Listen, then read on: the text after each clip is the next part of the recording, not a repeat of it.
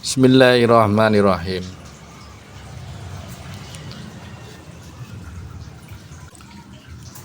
La tadlub minhu ayyukhrijaka min liyas ta'milaka fima siwaha falau aradaka las ta'malaka min ghairi ikhraj. Hikam bab yang ke-27. La tadlub minhu ayyukhrijaka min halati. Jangan kamu meminta kepada Allah supaya dipindahkan dari suatu tempat atau hal atau keadaan kepada keadaan yang lain. Wallahu ya'lamu wa antum la ta'lamun. Allah itu lebih mengetahui dan kamu sama sekali tidak pernah mengetahuinya. Ojo, jangan kamu meminta Allah supaya dipindahkan dari keadaan suatu hal kepada keadaan yang lain. Kamu nggak tahu yang terbaik untuk dirimu. Kamu tidak akan pernah tahu yang terbaik untuk dirimu. Yang tahu yang terbaik adalah Allah. Wallahu ya'lamu wa antum la ta'lamun. Wa ma tasyauna illa yasha'allahu wa ma tasyauna illa yasha'allahu rabbul alamin. Tetap yang terjadi adalah kehendaknya Allah. Dia yang Maha tahu.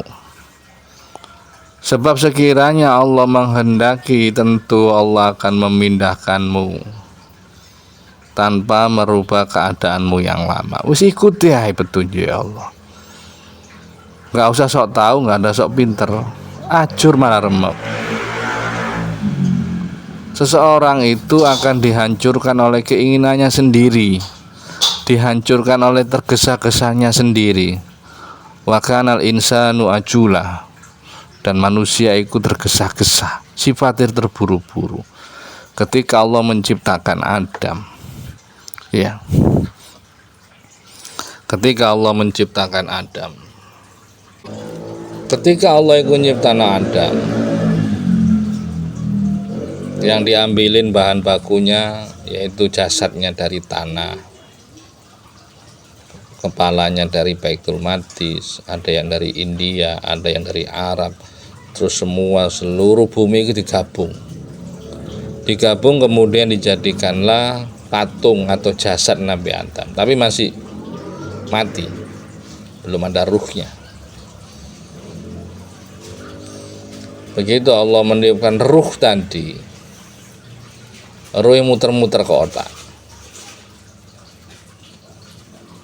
terus turun ke mata, baru matanya bisa melihat, terus turun ke telinga, telinganya bisa mendengar, sampai turun ke mulut, terus lanjut ke tenggorokan, lanjut ke dada, terus timbullah berdebar-debar, terus turun ke perut, timbul rasa lapar. Buru-buru dia kepin melangkah, tahu-tahu jatuh karena belum turun ke kaki. Lalu Allah Ta'ala berfirman, wa kanal insanu ajula, bahwasanya manusia itu selalu tergesa-gesa, terburu-buru.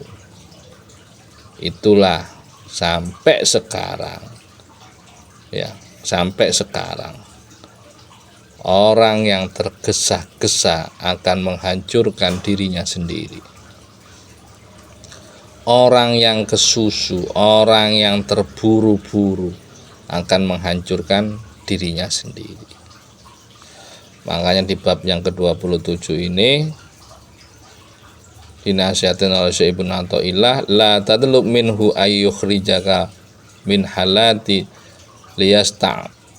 yastakmilaka fima siwaha walau aradaka lasta'malaka min ghairi ikhrajin. Janganlah kamu meminta kepada Allah supaya dipindahkan dari suatu tempat, suatu hal, suatu keadaan kepada keadaan yang lain. Allah itu maha tahu kok. Sekiranya kamu akan dikehendaki untuk naik levelmu, untuk naik pindahmu, itu gak ngerubah keadaanmu, tetap baik. Tapi lagi keinginanmu menggebu-gebu, pasti merubah sifatmu yang tadinya nggak tegaan, akhirnya jadi kejam.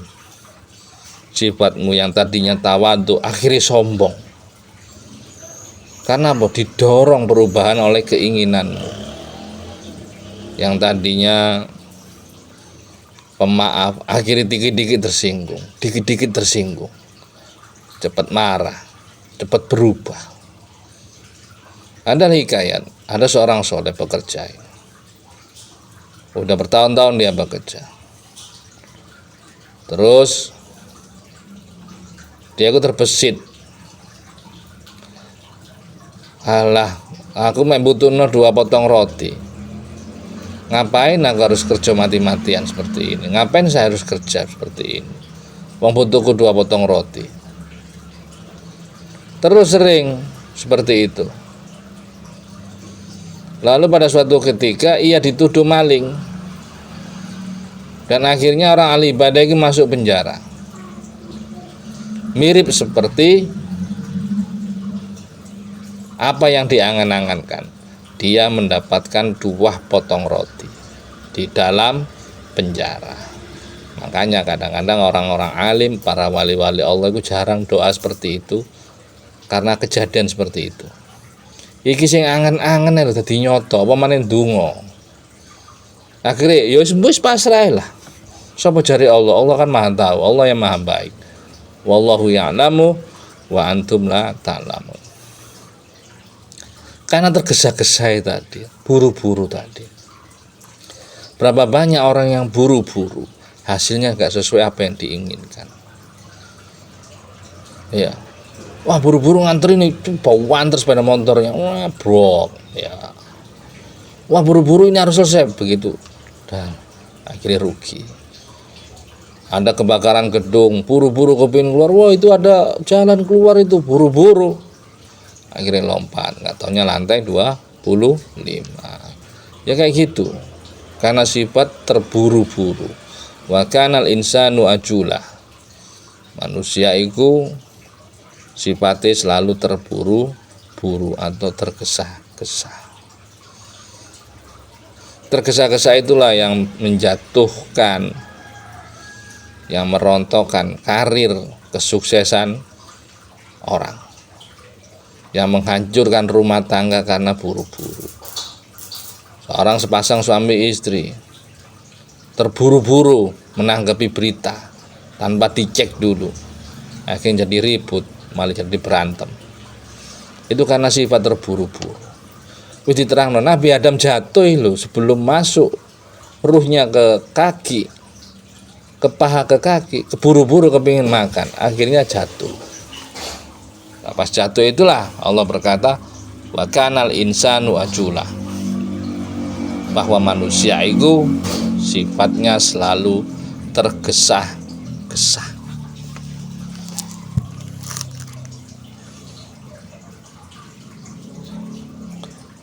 Sebab Allah itu menjadikan manusia dengan segala hajat kebutuhannya. Allah itu tahu, gak usah kamu ajarin, Allah itu tahu.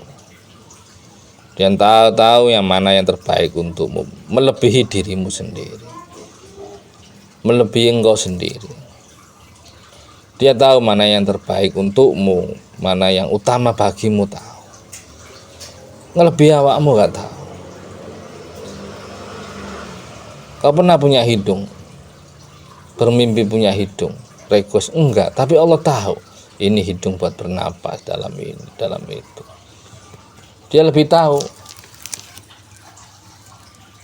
mana yang terbaik untuk hambanya. Wis gak usah ngatur, berikan aja yang terbaik untuk Allah, maka Allah akan yang memberikan yang terbaik untukmu. Gak usah ngatur, gak usah keminter. Allah menjadikan manusia itu dengan segala hajat kebutuhannya sudah tahu. Dan gak usah khawatir atau ragu atau jemu terhadap sesuatu pemberian Allah. Meskipun bentuknya kelihatan balak musibah pada lahirnya, padahal hakikatnya adalah kasih sayang Allah, rahmat Allah. Di balik musibahku terdapat rahmatku. Gak usah terlalu neko-neko, jalani aja lah. Karena apa? Allah yang maha tahu. Wis pasang gunungnya, berikan yang terbaik. Dan yakinlah, apa yang kau tanam, itu yang kau tuai. Wa ma asobakum musibatin fabima kasabat aidikum. Dan bahwasanya musibah apapun yang menimpahmu, itu tidak lain akibat dari perbuatanmu sendiri. Lagi lo wong wali, wong alim, angen-angen dari keadaan iku. Enak ya. Padahal wis enak uripe. Kerja bengi ibadah, kerja bingung ibadah.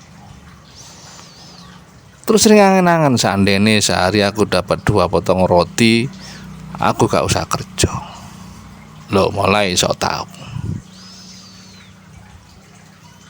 Ini kan nyalai, gak terima dengan keadaan waktu itu. Gak terima keadaan yang diberikan oleh Allah waktu itu. Udah enak dapat kerjaan, ya bengi sok nyambut gawe, bengi malam bisa ibadah kepada Allah. Jadi ya wis enak. Tapi sering terlintas. Padahal nanti kepingin ibadah, enak ya. Seandainya saya sehari dapat 2 potong roti ya, gak usah aku kerja, tak lulu ibadah nang Allah. Baik kan keinginan? Iya, menurut kita. Tapi menurut Allah apakah baik? Allah yang tahu kebaikan, dan Allah yang tahu terbaik bagi dirimu. Akhirnya apa? Dia akhirnya dituduh maling, masuk nang penjara, mirip sesuai permintaan Is. Sehari 2 potong roti. Setelah itu dia mikir, kenapa aku bisa dimasukkan ke dalam penjara? Padahal aku ya gak ngapa-ngapain.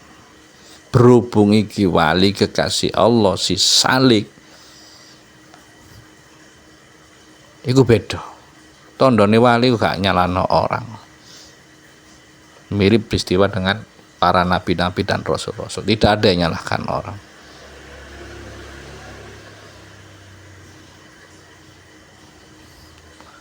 Dia menyalahkan dirinya karena apapun yang dia perbuat pasti akan kembali kepada dirinya.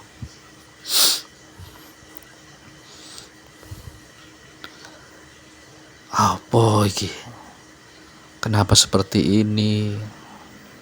Cepat orang yang gak menyalahkan orang lain atau keadaan itu cepat balikin.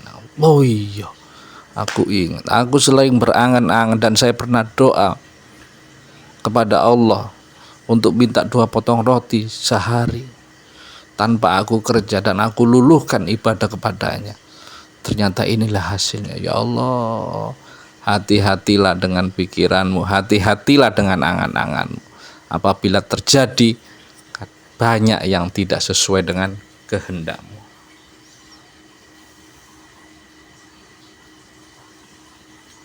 Banyak yang gak sesuai dengan kehendaknya. Sadar akhirnya. Nabi Allah Yunus ketika dilempar ke laut, kemudian dijemput oleh ikan paus, ikan nun, sadar baru, ya Allah, salah aku ya Rabb, di dalam kegelapan, salahku, aku telah meninggalkan kaumku sebelum kau perintah. Apa nyalain kaumnya dia? Padahal kaumnya kurang ajar. Tapi Kalau iblis gak digoda nyalain Adam. Nabi Allah Adam yang digoda bukan nyalain iblis. Sekali lagi, iblis itu gak digoda oleh Nabi Adam. Tapi kok malah dendam ke Nabi Adam. Nyalahkan Nabi Adam, menghujat Nabi Adam. Gara-gara Adam, aku menjadi terkutuk. Tapi Nabi Allah Adam jelas-jelas digoda oleh iblis. Malah dia gak menyalahkan iblis. Dia menyalahkan dirinya. Rabbana dolamna anfusana wa ilam taghfir lana wa tarhamna lanakunanna minal khosirin. Rabbana dolamna, wahai Tuhan kami telah mendolimi diri kami sendiri. Sampean dikit-dikit nyalahno orang, merasa dekat sama Allah tapi masih nyalahno orang terus. Apa? La haula wala quwata illa billah. Semua terjadi atas kehendaknya. Kenapa kau nyalahkan orang? Berarti jika awakmu nyalahno orang, nyalahkan keadaan, sama dengan nyalahkan yang membuat.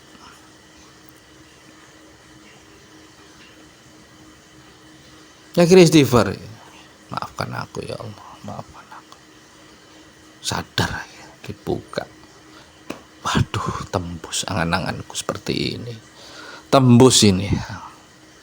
Ya Allah, maafkan aku ya Allah. Hati-hati dengan pikiranmu.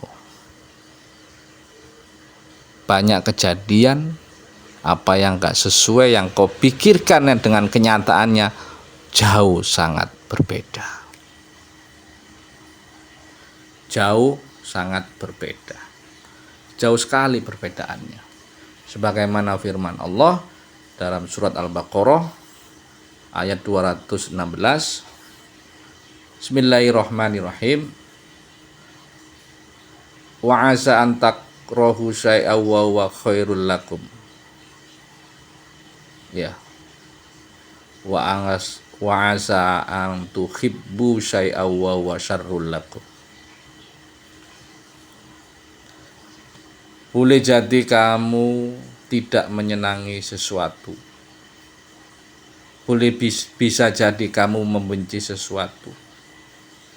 Padahal syai'a wa huwa khairul lakum. Itu baik bagimu. Wa ansa an tuhibbu syai'a wa huwa syarrul lakum. Dan bisa jadi sebaliknya, boleh jadi kamu menyukai, mencintai sesuatu padahal itu tidak baik bagimu, padahal itu buruk bagimu. Lalu terus gimana saya? Wallahu ya'lamu wa antum la ta'lamun. Allah yang maha mengetahui, sedangkan kamu tidak mengetahui. Nah, nek sing Allah, kenapa gak pasrah nang Allah, minta petunjuk ke Allah, minta pendapat ke Allah. Wa asa an takrahu syai'a wa huwa khairul lakum. Ya. Boleh jadi, bisa jadi apa yang kau anggap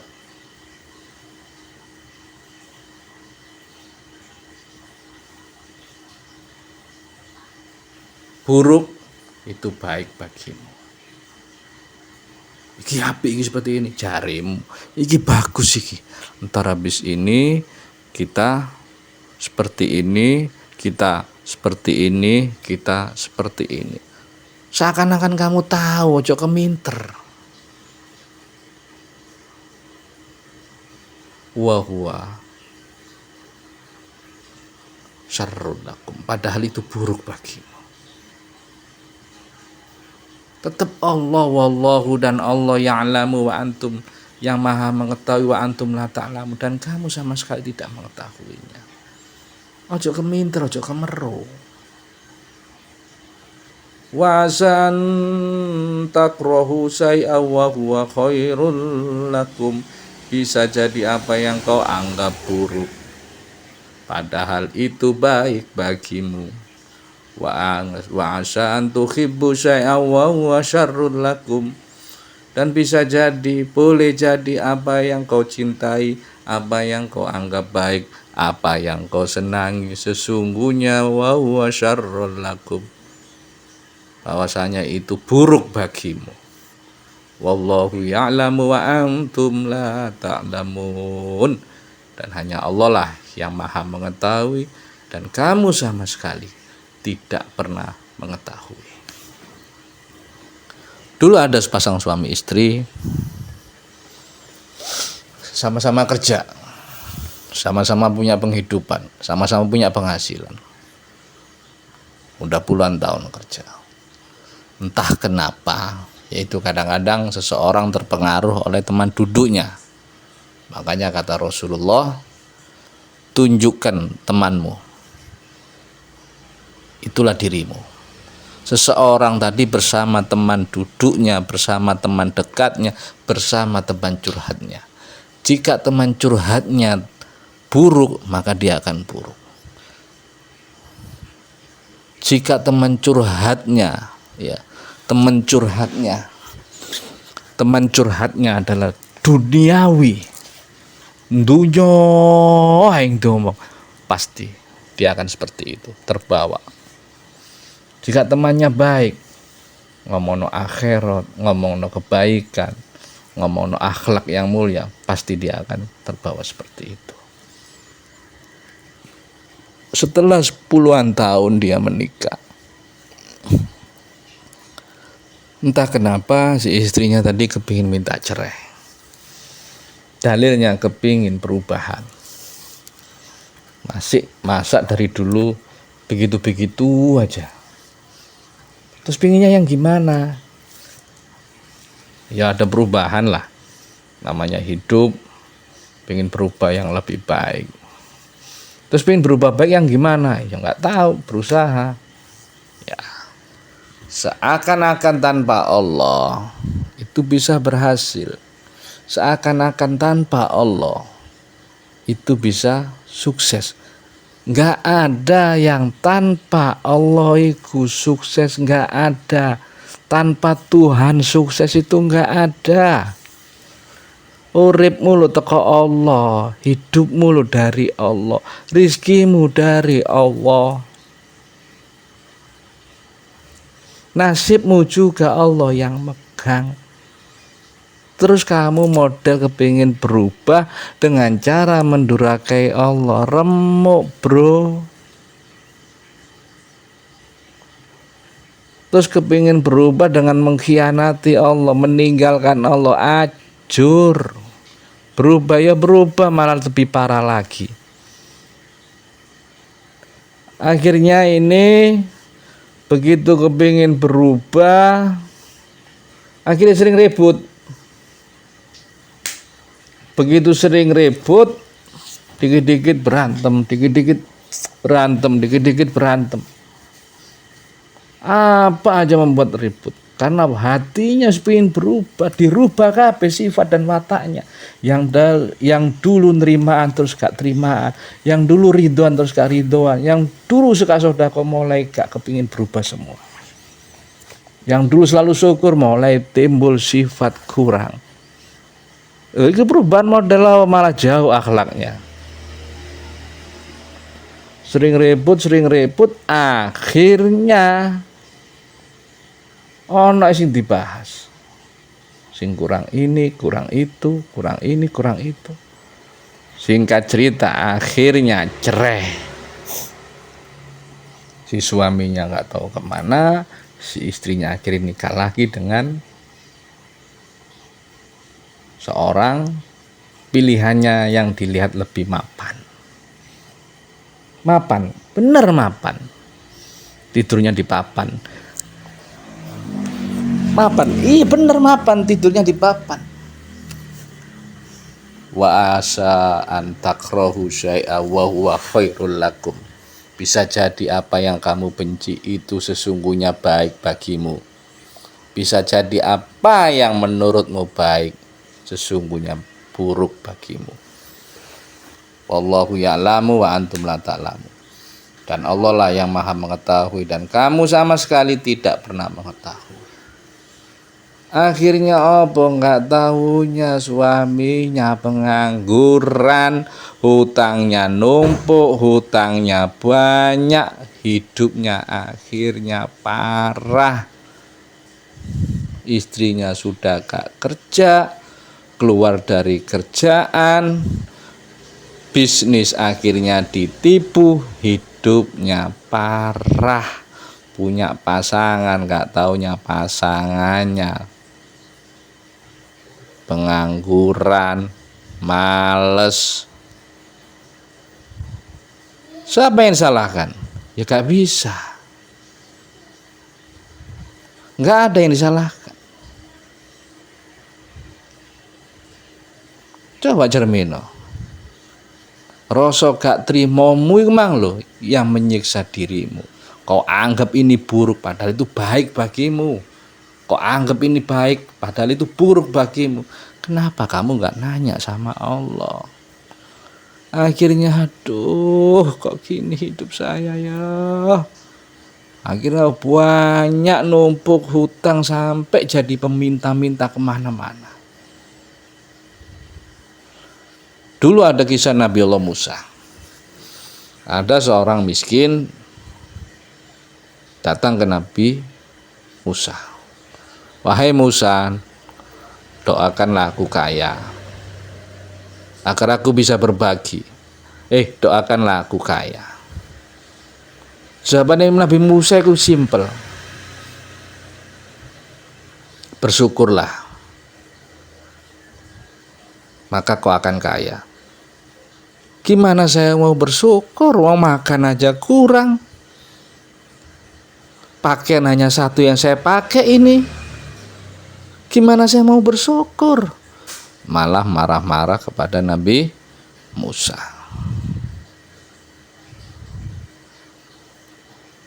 Tidak berapa lama, berapa hari kemudian datang orang kaya. Datang ke Nabi Musa, dia bingung sumpek dengan kekayaannya. Akhirnya ngomong, wahai Musa, doakan aku biar menjadi miskin. Apa jawab Nabi Musa? Nggak usah bersyukur dan nggak usah kamu berbagi. Gimana saya nggak mau bersyukur? Allah sudah memberikan aku seperti ini, Allah memberikan aku kesehatan jasmani rohani, Allah memberikan banyak cukup gini.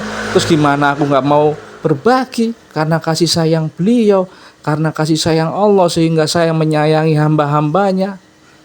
Tidaklah sempurna iman seseorang itu jika dia belum bisa mencintai orang lain atau saudaranya sama seperti mencintai dirinya sendiri.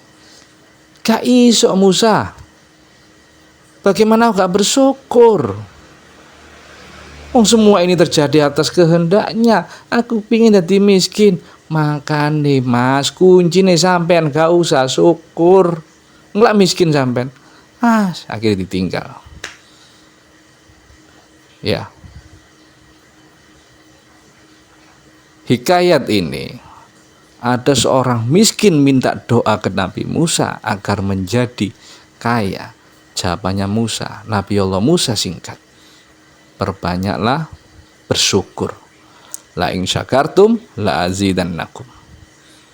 Barang siapa yang syukur atas nikmatku, akan aku tambah. Kan enak, kuncinya syukur ditambah. Tapi apa jawabannya si miskin? Gimana saya mau bersyukur? Saya makan aja jarang, pakaian hanya yang lengket di badan. Berarti emang tipenya tipe tidak syukur. Ya segitu nasibnya.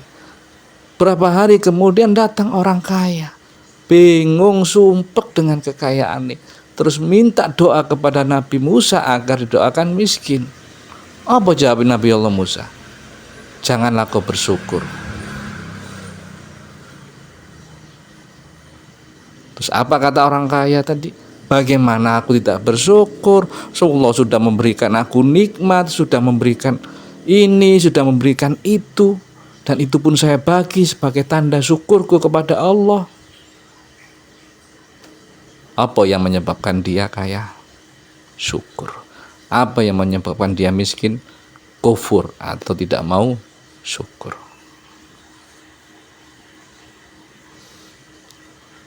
Akhirnya apa ini pasangan yang baru ini? Stres, sedih, kemana-mana hidupnya penuh dengan masalah.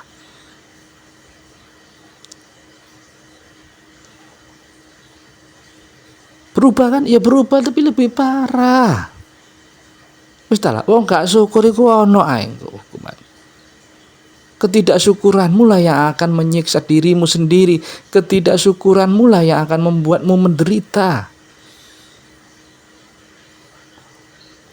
Berhubung suaminya pengangguran, hutang numpuk banyak, kerja ya rok-rok asem, kadang kerja kadang enggak, kemana-mana ditagihin sono tagihin sini, muter mumet ndak sih. Iya, muter mumet. Nah ini ubun-ubun wis koyok koplak. Gak tahu lagi perempuannya gimana.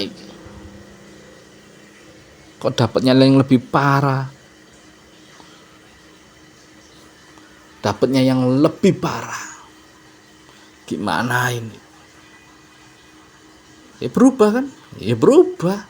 Tapi berubah dalam keadaan yang lebih parah.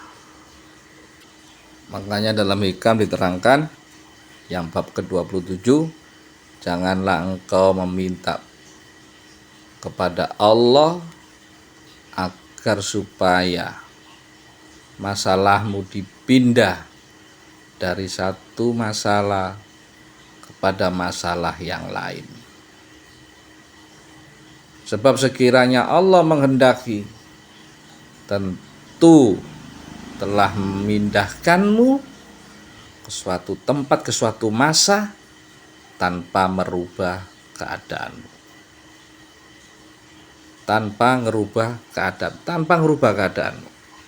Nggak akan berubah kalau Allah sudah menghendaki. Yang tadinya syukur, ketika pindah dari masa ke masa tetap kau akan mengalami syukur. Kalau Allah menghendaki pasti. La tatlub minhu ayyukhrijaka. Gak usah minta pindah dari masa ke masa yang lain. Bila Allah menghendaki, pasti tidak merubah min ghairi ikhraja. Gak akan berubah keadaanmu awalnya, gak akan berubah. Kau akan tetap istiqomah, tetap yakin kepada Allah. Ya, janganlah engkau meminta kepada Allah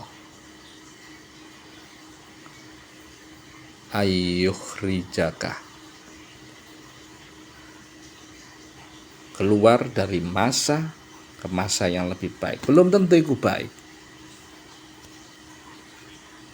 Jika Allah menghendaki untuk berubah, memindahkanmu dari masa yang satu ke masa yang lebih baik, kehendaki Allah tanpa merubah keadaanmu yang dahulu. Awamu syukur, awamu welas asih, jika jiwamu penuh penyantun, nggak akan berubah jiwamu. Demikianlah, wabillahi taufiq wal hidayah. Wassalamualaikum warahmatullahi wabarakatuh.